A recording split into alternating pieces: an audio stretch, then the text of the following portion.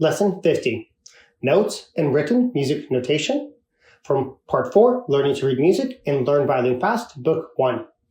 If you recall from Part 1, we organized sound into pitches that we identified as notes or letters. Notes can be high, medium, or low. As there is no H note, after G, we go back to a higher A. Notes are written as a circle or an oval, and it tells us what to do to produce the correct pitch or a note or a sound.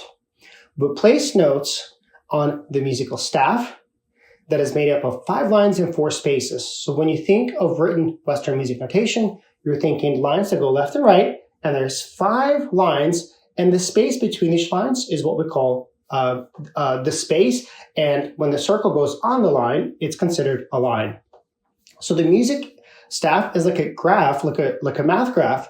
Notes that are up high will be high notes. Notes that are in the middle will be middle notes, and notes that are down low can be low notes. So one of the best ways to think about when you learn how to read music is read it just like a math graph. You have the x-axis, you have the y-axis. So things on the y-axis, notes up high, circles up high will be high notes. Notes down low will be low, and that's you have progression of lines and spaces. And your x-axis will be the distance of time, or how much time or the length there is. And if we run out of room on the staff to write notes, we can add notes above or below with what we call ledger lines. So we're not limited to the 5 lines and 4 spaces. We can go way above, way below, but the 5 lines and 4 spaces is where most of the music is notated. So a note is just an oval, and the staff is the 5 lines that go left to right with even spacing where we place the notes. When we run out of room above the staff or below the staff, we add what we call ledger lines. So it's basically another line of the staff, but it's just for that one note. So it's a short line that's added above or below.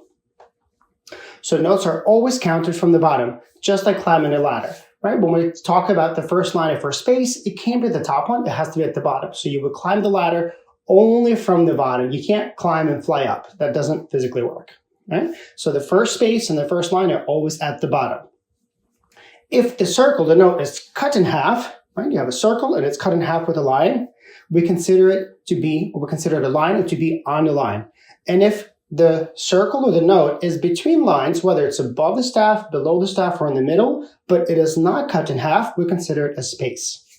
So for purposes of music notation, we'll have 4 spaces, right? There's first space, second, third, and fourth. And then we'll have 5 lines, first line at the bottom, second, third, fourth, and fifth.